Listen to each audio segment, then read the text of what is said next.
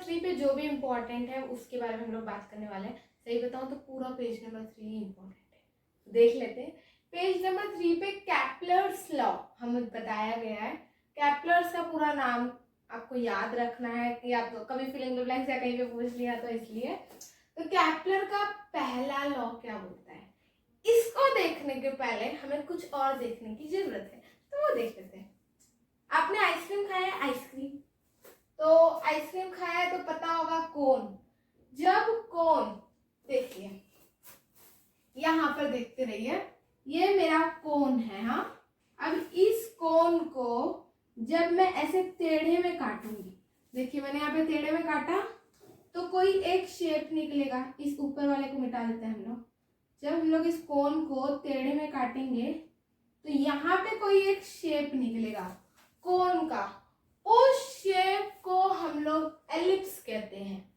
जब हम लोग कोन को टेढ़े में काटेंगे, टेढ़े में, तब वहां पर एक शेप निकलेगा।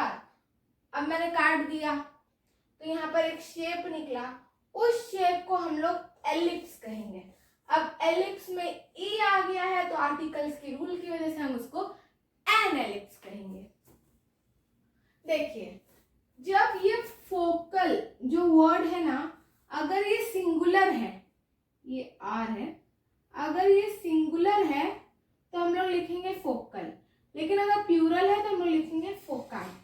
तो हमने एलिप्स को देख लिया है, अब हम कैप्लर्स की लॉ की तरफ बढ़ सकते हैं। कैप्लर का पहला लॉ क्या बोलता है? कैप्लर का पहला लॉ बोलता है the orbit of a planet, किसी भी प्लैनेट की बात चल रही है, the orbit of a planet, समझ लेते हैं ये अपना अर्थ है। ये जो मैंने यहाँ पे बताया है ये अपना अर्थ है, ये अपनी प्लैनेट है।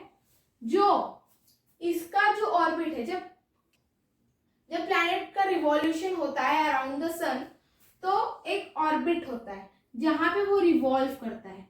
तो वो क्या कह रहे हैं कैप्लर का पहला लॉ ए का, प्लैनेट अर्थ, ये अपना जो प्लैनेट अर्थ है इसका ये जो ऑर्बिट है ये क्या है, एलिप्स है। कैप्लर ऐसा कह रहे हैं कि ये जो कोई भी प्लैनेट जिसको हमने एज अ अर्थ एग्जांपल दे लिया है, अर्थ का ये जो ऑर्बिट है ये कौन सी शेप का है, एलिप्स शेप का है। With the sun at one of the foci, मतलब मैंने यहाँ पे देखिए इस जैसे कि सर्कल में एक सेंटर का पॉइंट होता है, वैसे ही एलिप्स में दो सेंटर के पॉइंट होते हैं, एक F1 होता है और एक F2 होता है। इसमें एक सेंटर का पॉइंट होता है, इसमें दो सेंटर के पॉइंट होते हैं।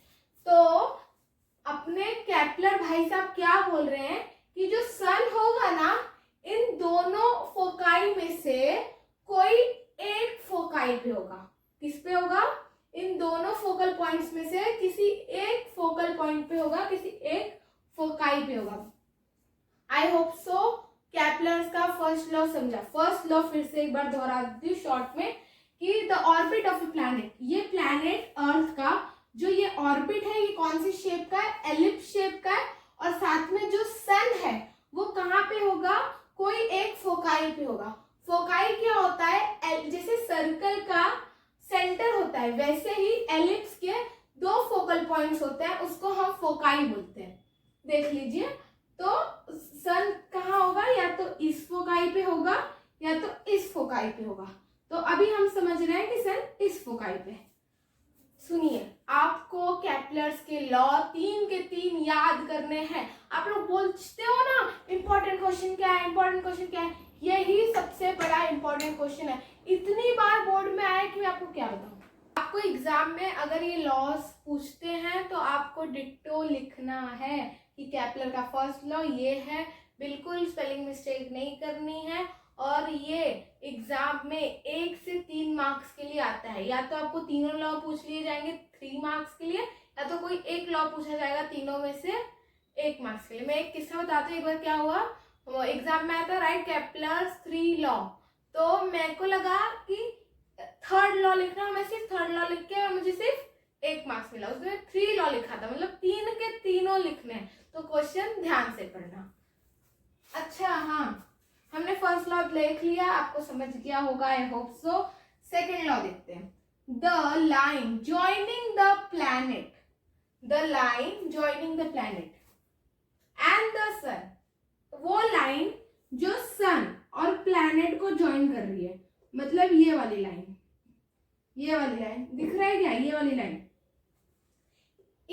sweeps equal areas in equal interval of time। अब इसको बताती हूं मैं, समझ लीजिए। जो हमारा प्लैनेट अर्थ है वो यहाँ पे, यहाँ से इसने रिवॉल्यूशन स्टार्ट की और 1 महीने के बाद, आफ्टर 1 मंथ, अर्थ हमारा ए से बी पर पहुंचा। 1 महीने के बाद कहीं तो पहुंचेगा, यहां पहुंचा। और फिर अब जान दो, ए से बी पर यहां पे पहुंचा। अब कुछ फिर से 2-3 महीने बाद, 2-3 मंथ्स के बाद क्या हुआ, अब हमारा अर्थ समझ लो सी पर है। अब हमारा अर्थ सी पर है और फिर से 1 मंथ के बाद, कितने मंथ के बाद, 1 मंथ के बाद जब हमने देखा, पहले हमारा अर्थ सी पे था, उसके 1 महीने बाद हमने देखा तो हमारा अर्थ डी पर पहुंचा। फिर से अब हमारा अर्थ समझ लीजिए ई पर है और उसके 1 मंथ के बाद जब हमने देखा तो हमारा अर्थ एफ पर पहुंचा था। तो इस लॉ में एक्चुअली केपलर कहना क्या चाहते हैं कि the line joining the planet, वो लाइन जो प्लैनेट को और सन को ज्वाइन कर रही है, वो स्वीप्स, मतलब देखिए स्वीप करना, जब आगे बढ़ी, स्वीप करी, कुछ पार्ट को कवर करी तो उसने इक्वल एरिया कवर करेगी इक्वल इंटरवल ऑफ टाइम में। अगर उसने 1 महीने के बाद ए से बी पे आई है और सी से डी पे भी 1 महीने के बाद आई है और ई से एफ पे भी 1 महीने के बाद आई है, तो इन तीनों का जो एरिया होगा वो कैसा होगा, इक्वल होगा। अगर इनका टाइम इंटरवल इक्वल है तो जो अर्थ ने, प्लैनेट ने एरिया स्वीप किया होगा, मतलब कवर किया होगा, वो भी कैसा होगा, इक्वल ही होगा। थर्ड लॉ को देख लेते हैं, Kepler's third law, the square of its period of revolution. हम लोग पीरियड ऑफ रिवॉल्यूशन का क्या मतलब है, टाइम। स्क्वायर मतलब आपको पता है 1 का स्क्वायर 1, 2 का स्क्वायर 4, वैसे ही स्क्वायर हमको क्या निकालना है, स्क्वायर निकालना है, यहाँ पे स्क्वायर। पीरियड ऑफ रिवॉल्यूशन मतलब टाइम, वो time, the square of its period around the sun, the square of its मतलब क्या, प्लैनेट के बारे में बताया है आपको, एग्जाम में प्लैनेट नहीं लिखना है, इट्स ही लिखना है। द स्क्वायर ऑफ इट्स मतलब प्लैनेट का पीरियड ऑफ रिवॉल्यूशन, ये जो यहाँ पे चक्कर काट रहा है तो उसमें जितना टाइम लगा उसका स्क्वायर, मतलब टी का स्क्वायर। हमने पीरियड ऑफ रिवॉल्यूशन को क्या कंसीडर किया है, टी कंसीडर किया है। अराउंड द सन, सन के अगल बगल, इर्द गिर्द, इज डायरेक्टली प्रोपोर्शनल, वो क्या है, वो डायरेक्टली प्रोपोर्शनल है। ये डायरेक्टली प्रोपोर्शनल की साइन है to the mean distance. Mean मतलब क्या, मीन मतलब average, average distance of a planet from the sun. जो फिर से देखते हैं शॉर्ट में, केपलर्स का थर्ड लॉ क्या बोलता है, जो पीरियड ऑफ रिवॉल्यूशन, जो चक्कर काट रहा है, उसमें जो टाइम लगा उसका स्क्वायर क्या है, डायरेक्टली प्रोपोर्शनल है, किससे, जो मीन डिस्टेंस है, इन दोनों के बीच का जो डिस्टेंस है, मीन मतलब एवरेज डिस्टेंस जो है सन और प्लैनेट के बीच का, उसके क्यूब से। हम लोग ने एवरेज डिस्टेंस को हमने आर लिया है, डिस्टेंस को हमने यहाँ पे क्या कंसीडर किया है, फॉर्मूला में आर कंसीडर किया है। आप कुछ और भी कंसीडर कर सकते हो लेकिन टेक्स्ट बुक में ये कंसीडर किया है, इसलिए मैंने भी यही कंसीडर किया है।